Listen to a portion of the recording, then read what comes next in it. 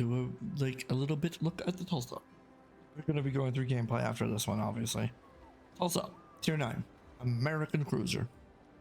You can buy it from the coal shop, by the way. It's 228,000, I think. We'll come to a conclusion at the end of the video whether or not it's worth it. But for now, we're going to go over this. It's an Oregon City class. It's kind of like a Moines, basically, this ship. We got 42,700 points. And then when we have the HP flag on, we got 44,850. We have decent hull. You will get overmatched by everything at tier 10, basically. But I mean, the hull is basically fine. It's 27 mil. Your citadel isn't that hard to hit though, so just be aware of showing broadsides and certain angles. I mean, if a Montana wants to, they'll just kind of destroy you. So, and you know, the ships with bigger guns than Montana. So. All right, we have 13% torpedo protection. Now we have 6, yes, only 6 barrels. These are autoloaders. They're 8 inches or 203 millimeters. Now our AP shell damage per minute is 370,000, which is really nice. HE damage per minute, 197,000. We'll round that up to about 198,000. So it's not the greatest. We overmatch 14 millimeters with our main guns. Not the greatest. We're not going to talk about our secondaries. And we have 14.9 kilometer range. So, here's my commander build. Grease the gears just because it's the default I have. Gun feeder, it's great. Demolition, 1% more fire. Always have to go adrenaline. We have super heavy AP for 5% more damage. Superintendent for an extra heal, radar, and everything else. Concealment, and top grade gunner for the main battery reload time when people get close to us. Here's the equipment lookout. We're running main battery mod, conceal, prop, aiming system, damage control, and main armaments. So we got a radar. It's a 9 cam radar. It's good. It lasts for 35 seconds. We got a regular heal, which is fine. And we got standard American hydroacoustic. So our guns have a unique little thing though. They have DD dispersion, which is really great. Really great. Our guns also have improved ricochet angles with the AP, and our HE is just standard American HE. So let's look at some more of this information. I wish we had a super heal with this, you know? It would have been nice. It would have been nice this thing has a super heal. Basically, you're gonna see we're a little baby Des Moines at tier 9. We're just missing again per barrel. Alright guys, let's see. We'll come to a conclusion at the end of the video whether or not this is worth the coal. Alright guys. Welcome to the gameplay section of the review of looking at the tier 9 premium cruiser, the Tulsa, aka the mini Des Moines. I really enjoy this ship actually. It's really fun to play. It does have its weaknesses, obviously. Every ship is strong and weak. I'm looking at you, Valparaiso. You have a weakness. You have an easy to hit citadel. At least I remember that you do. Or at least it feels that way when I play it. Is it just me? Am I the only one that gets hit by it? Anyways, I'm running off track here. I believe here I am stalking ADD. I was like, I don't want to push out and fight those big boys. But I had to help my teammate. So we're backing up a little bit here to get that radar range. It's a reduced radar range compared to the tech tree. The heavy cruiser tech tree, which these guns are. It just feels a little weird because you got to get closer to the battle than you should. But that is also why you have a heal. Also, that Fletcher was like, hey, I'm over here. I was like, what do I do? What do I do? We have really quick reloading guns. We have Des Moines reload, basically. But only have one gun to fight in the rear. So that kind of sucks. We weren't able to really help our teammate too well. That is the only problem. You need to keep it in mind that you only have 6 guns Your DPM's great, especially for tier 9. It's pretty great. Your firing angles are pretty great, but you cannot kite very well if you want to get all your guns on the bear. So keep that in mind. American cruiser means American AA, so I was like, oh nice, I got to shoot planes down.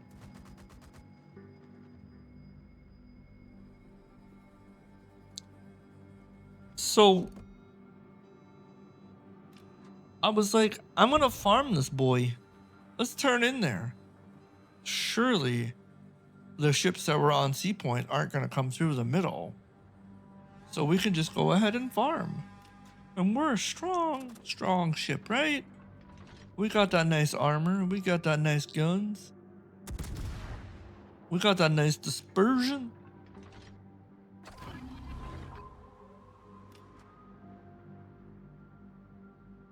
Let's see what we can do. Over Penzana Riga, that's basically broadside. If that's not World of Warships, I don't know what is. It's even more exemplified when you're playing a battleship. And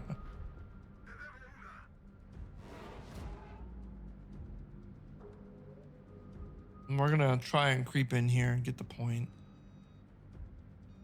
That was the idea I had of this match. I did feel a little left out. I feel like my positioning could have been a bit better in this match. And by could have, I meant like it could be a lot better. Because we're currently a ship that just exists, but we're not helping the team at all. We didn't help with Sea Point. We're barely capturing this point. And I mean, we're a radar cruiser. We could be doing so much more. Huh. Someone did come down the middle. And it's a Bremen. Bremen has really good DPM. We're in for trouble. We're very lucky that the Adata, and that guy was firing AG. It's not a perfect scenario, but we're lucky. Now we're gonna try out our AP, and I was like, it didn't feel like it was hitting a lot. And then we got a 5k salvo as I switch ammo types. Oh no, what am I going to do, guys? Well, unfortunately, I make the wrong choice and stay with HE. However, we do put a little bit of hurt out. And we are showcasing the firing angles that we can have our ship at. Like, look how we are. It's crazy how the angle is. I feel like we did a lot of damage considering we're a cruiser. And now I think we blow up. Oh wait, no, that's a couple seconds from now. Hold on.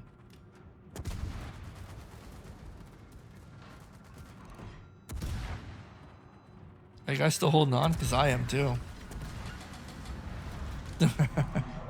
Bremen's DPM is quite crazy. I was quite pleased with how much damage I did to that Bremen there. Now we're going to show an example of the firepower of the ship and the radar capabilities and how sneaky it is with its concealment. Because we are a very, very sneaky cruiser. We have a teammate Smoke here to use, a Shimakaze's. I am spotted though, so that Zao did not do much damage to me, luckily.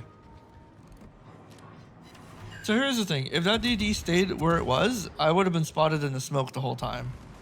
I would not have been able to do this. He still would have died though. But I'll see if we can get ourselves some first blood. What do you guys think? Not like I've watched this already, or experienced it or played it. So there's the advantage of having low concealment, high rate of fire on my guns, and good radar. We don't have the longest range radar, but with how low our concealment is, it doesn't matter. we can still get in there and radar and be right there on the target, ready to just start going. I completely missed that shot, but that guy wasn't spotted, so. And we do pretty great salvos, I'm not gonna lie.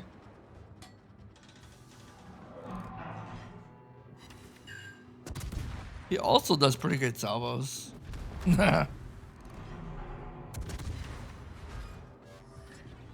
But yeah, you can do a lot of things with the ship. You can push smokes.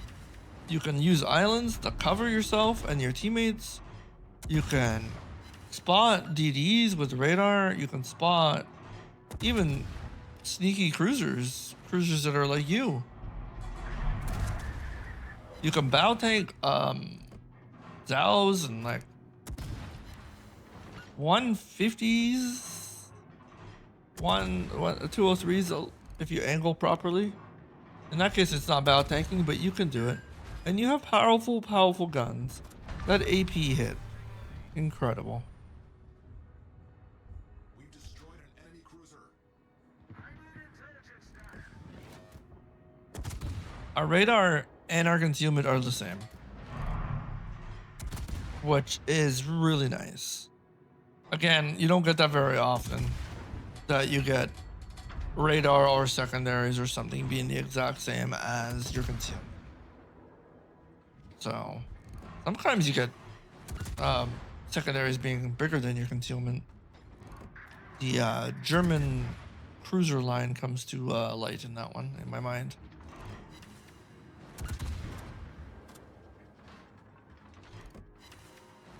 So we'll use the ship's capabilities to help our team win the point and to secure ourselves a bit of a lead in the game. And that is something that the ship is very good at doing, because we can be a little bit fearless on pushing certain cruisers, pushing most cruisers, as long as you're not showing them a broadside, because we have that heal to counteract any damage that we soak up. We also have the radar and hydroacoustic to save us from being torpedoed without having enough reaction time. It does happen. I understand. Nobody's perfect. Nobody's perfect. But it happens. But when you have the toolkit to have it, like, avoid it, it feels a lot worse when you just let it happen, you know? You're like, whoops. Didn't mean for that one to happen. I'm just having a lot of fun making these videos for you guys. I hope you've been enjoying all of them. And I hope you've been enjoying the gameplays. Oh yeah, did I mention how good this is at like just DPM wise? 6 guns doesn't mean it's crap, you know? A lot of people are like, oh, this ship, oh no, I got this ship, or it's in the coal armory, I can get it. But it's only got 6 guns. I don't want it. They're Des Moines guns, guys. They're Des Moines guns. Would you give up a Des Moines? No. That thing's incredibly strong for how old it is.